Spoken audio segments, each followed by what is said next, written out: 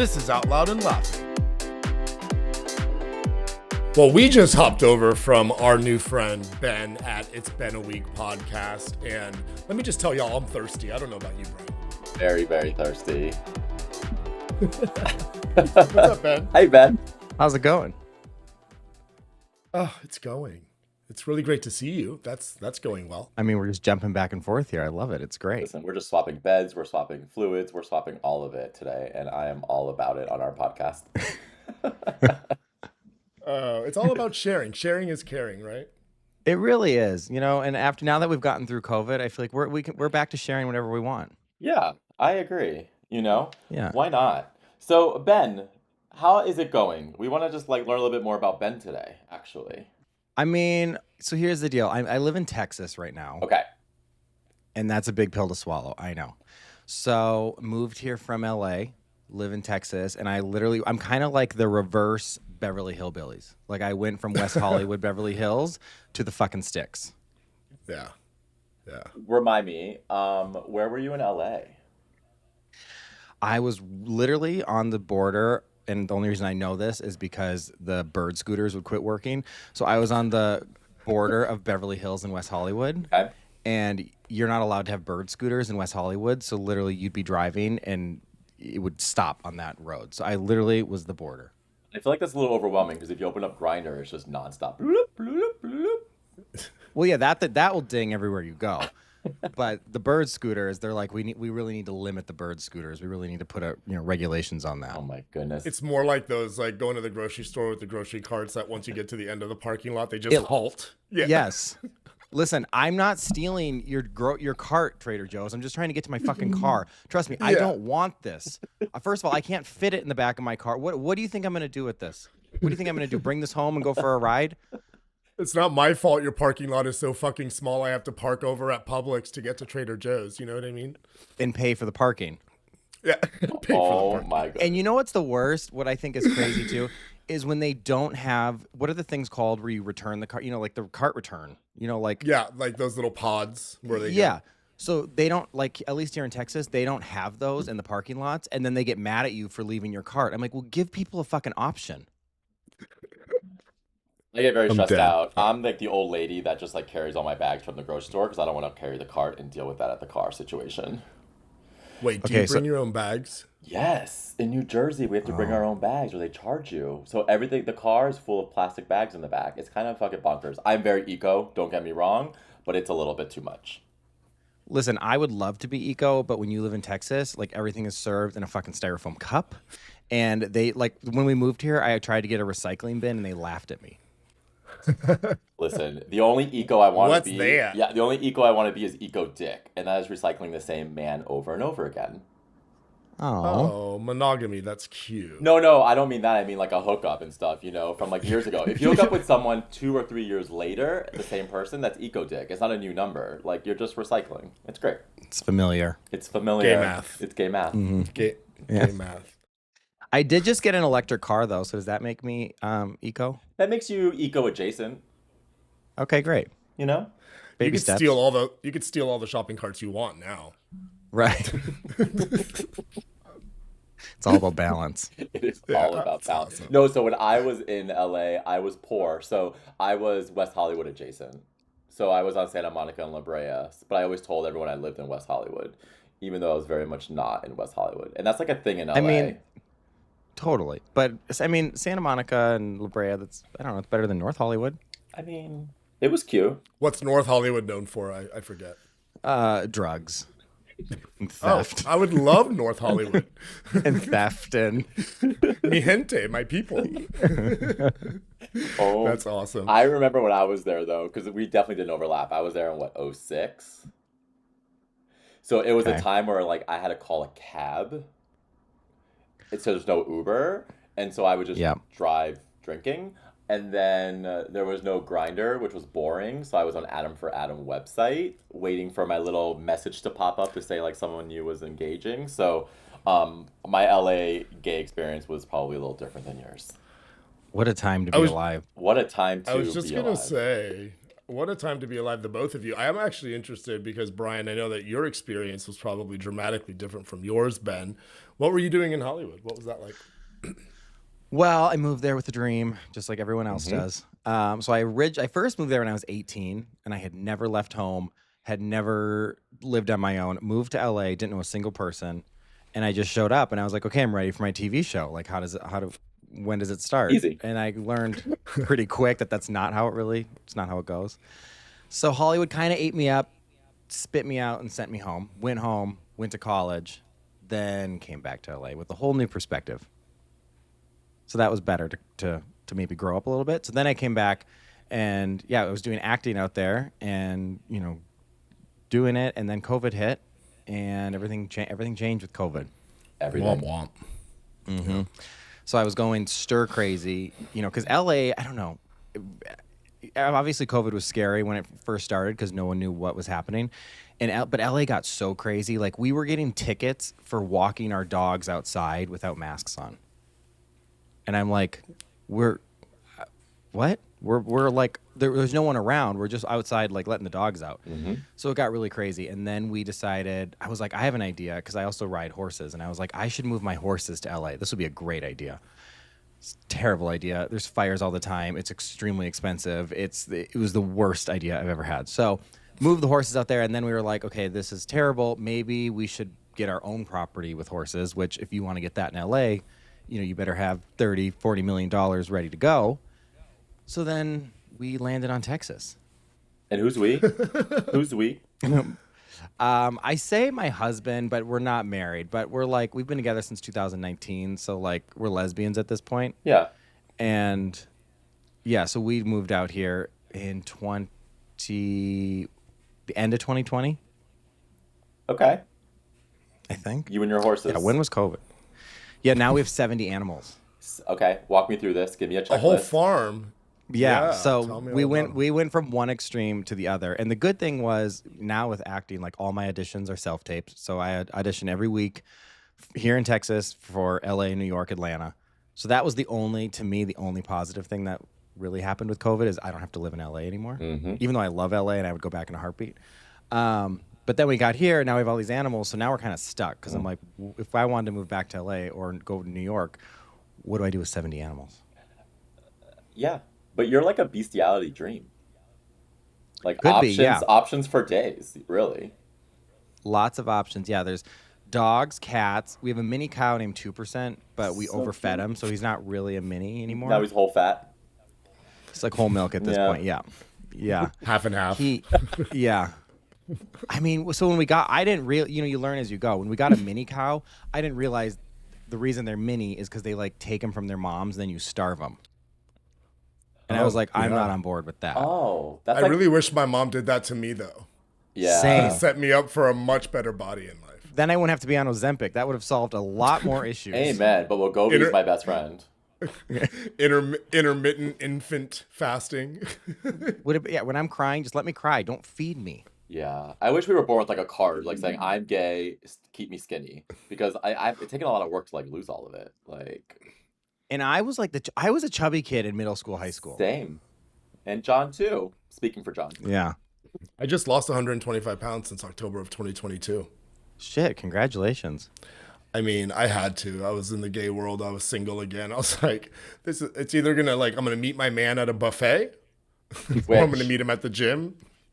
And I don't live near any buffets. So I had to go to the gym. That's the only option you had. I still love a good buffet, though. Not going to lie. And that's why Wegovy's my best friend. Oh, see, I can't do a buffet. If there's anything with a sneeze guard, I'm out. Oh, Germ Central. I'm in. I like options, though. I mean, look, I've been to the buffet at the Four Seasons. I think there's different levels of buffets. Yes. Yeah. I'm not talking cruise ship buffet. No, I was going to say the Las Vegas Bellagio buffet is hands down probably one of the most iconic to me that I've been to. 100% Not completely off board with both of you. I am trash. Sizzler, a cruise buffet. When John was visiting me recently, I dragged him to Chili's and got the sampler. I am trash through and through. And I'm proud of that. Oh, I was just going to say acknowledgement is the first step, but I want to know what your problem has been. Yeah, no, that is true. My problem is I immediately go to who's cooking this food. Yep. And Okay. what does the kitchen look You like? overthink it. Yep. I like a restaurant with an open kitchen concept where you see them cooking because you know they're not doing shit because they're like half the restaurant's fucking watching us. But when like Chili's or these places, when they go through those swinging doors, we have no idea what's going on back Yeah, there. but Ben, everything's fried, so all germs are dying in that fryer. You're good. But there's germs in the fryer. That's what's concerning me.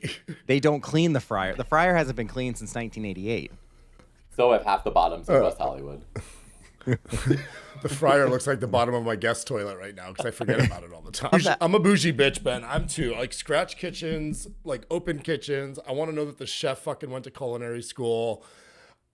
I don't drink anymore, so I can't even like say that like drinking was the reason for me going to like these places. I've become a boozy bitch. I don't know what happened. Bougie. Okay, but not look, boozy. I do drink, and I will say 2 a.m. Taco Bell line. Thank you. And that person at window 1 with their blue hair and their 75 piercings, and they might need a little proactive. Yes, I'm still gonna get the cheesy gordita crunch. All of it. John and I did Taco Bell recently too. Yes, Taco I Bell. do like Taco Bell. Why do they always have like blue hair though?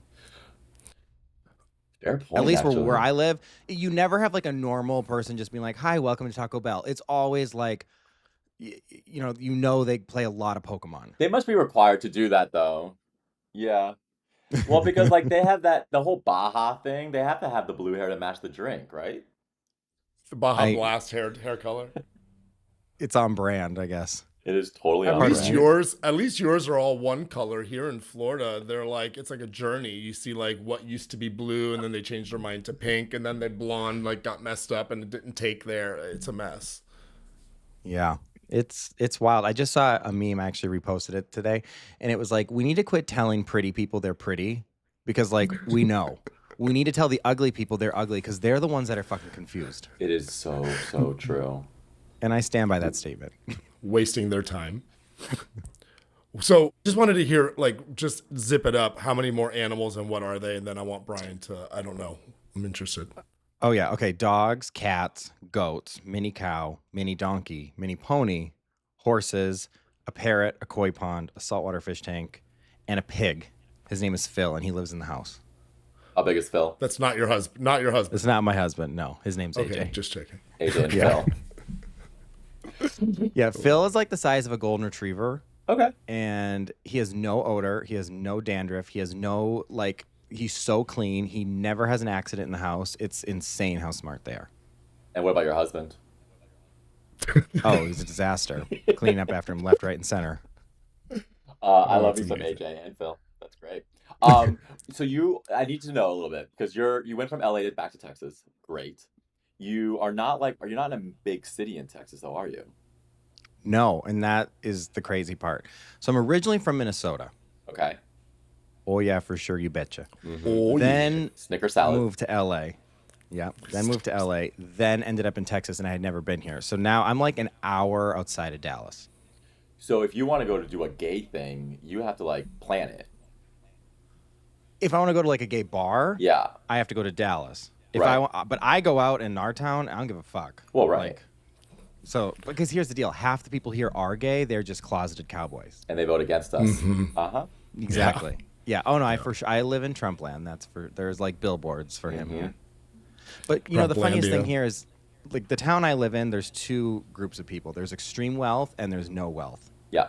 Okay.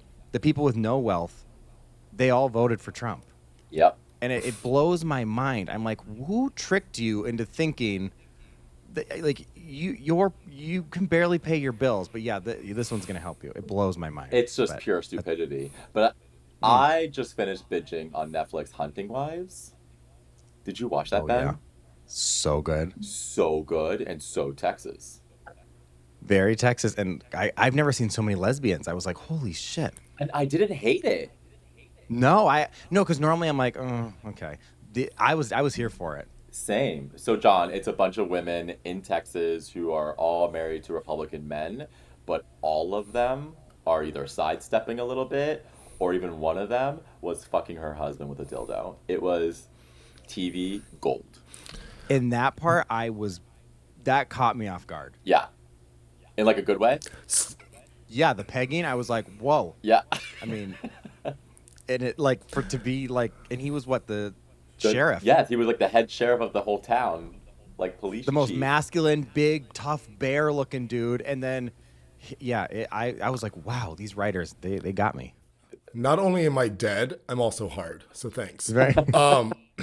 But this sounds like the female version of Duck Dynasty. I'm gonna go with the Pussy Patriots.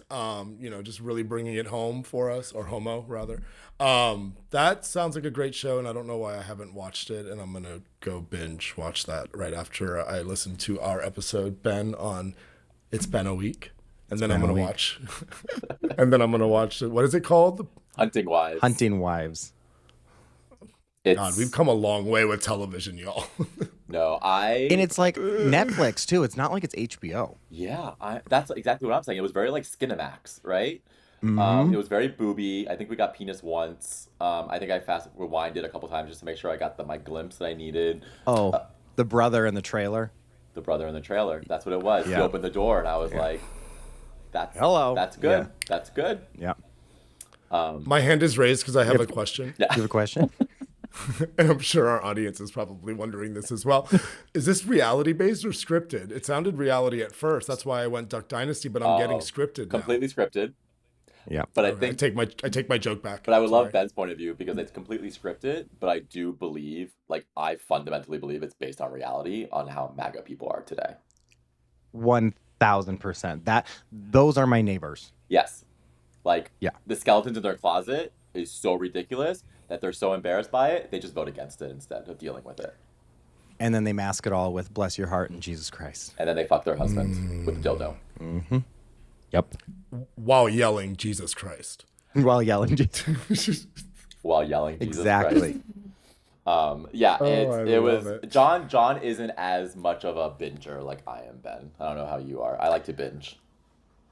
Well, okay, so yes, I like to binge, but then there's part of me, sometimes I like when they give you one episode a week, because otherwise I watch the whole thing in like a day or a weekend, and then it's done, and I'm like, now I gotta wait, because these shows also, they're not coming out every year. Some of it's like taking 2-3 years for a new season, so I was like Handmaid's Tale, for instance. I loved actually that it was like once a week, because at least it stretches it out a little bit.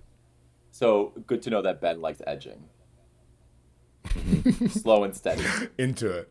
Easy. You gotta ease into it. Wow. So did that woman with her husband. I know that. I think this is a good. Wait, what happened? No, you gotta watch. We're you done just giving gotta you watch. spoilers. Ben and I already have it all in our head. We're good. I actually want to hear John. I love this. Yeah. Well, the other thing that I want to talk about quickly was just like so one of my favorite housewives was actually Real Housewives of Dallas. So shout out to the Texas girls because they to your point, John, they were like the reality version almost of Hunting Wives. I don't know if you ever watched that, Ben. Mm-hmm. I love me some Housewives. I am a big Housewives fan. Hey, John, are you a Housewives fan? It's not that I'm not a Housewives fan. Like, I can get into a lot of reality TV. It just got so overwhelming that I felt lost in the world of Housewives. And so, I don't know. Here's the thing about Housewives, though. You can just pick a city you like. You can jump in at any time. It's not like a show where you have to start at season 1. Like, it's like a soap opera. You pick what city you like. You like New York? You like LA? You want Atlanta? What's your flavor? Pick a city, jump in. Do you know which one ruined it for me, I think? What? Real Housewives of Potomac. Why? After that, I was just like, because they weren't even in the Potomac. They were like out in the burbs. Like, it wasn't even representative of like what the area was. I don't know. It just like, I was like, you need to start with some of the core girls, like Beverly Hills, Orange County, New York, Jersey, Atlanta. Assignment accepted. Accepted. Hey, Ben, I know we have like a million things to talk about, so we're definitely going to bring you back on. But while we just have a few more minutes here, I want to hear a little bit more about your pod. Tell us a little bit about it and tell us like sort of what inspired you to get it kicked off. So it's called It's Been a Week, which luckily my name worked out that it was, a great play on words. And I was never a podcast person ever, but everyone's always like, do you listen to this one? Do you listen to this one? And I'm a crazy person. So in LA, I used to go to SoulCycle every single day. Like, it was a full-on cult. I drank the Kool-Aid. I was serving the Kool-Aid. I was all about SoulCycle. It's a vibe. When I moved to Texas, that's not really an option. So I do go to SoulCycle, but I only can go once a week because I get up every Tuesday at 4 a.m., drive an hour to Dallas. I do 2 back-to-back spin classes, and then I drive home. It's it's crazy. I put so many miles in the car. It's nuts. But anyways, at 4 a.m, I was, been blasting Beyonce. And then I was like, maybe I should give one of these podcasts a go. So I started listening, and I was like, listen to one episode. And I was like, oh my God, I'm here. Like, it made the drive go by really quick. But then I started listening, and I'm like, God, some of these people, I'm way funnier than them. Like, some of them have terrible personalities, and I'm like, who the fuck? And some of their voices, I was like, the whole thing, you have a voice for radio or a face for radio, you have to have a good voice or something you actually want to listen to. Some of these people are like nails on fucking chalkboard. So then I was like, you know what? I'm going to do this shit myself. And so every week, I pretty much talk about all the bullshit that happens each week. And then I usually have some kind of special guest, whether it's like a Real Housewife, or I've had a director, I've had horse trainers, like just, all people from all different walks of life, comedians. Last week I had a girl about Botox. We talked all about skincare. So you never really know what's going to happen because it's all the bullshit that, goes into a week. I love that. Well, I love it. We are excited to join you on your podcast. Yeah, I think we should jump on over, and then everyone can come listen to you guys over there. Let's do that. Let's hop on over. It. You guys should too. Meet you there. See you at It's Been a Week. This was Out Loud and Laughing. We're available everywhere you get your podcasts. Spotify, Apple, YouTube, iHeart, or wherever.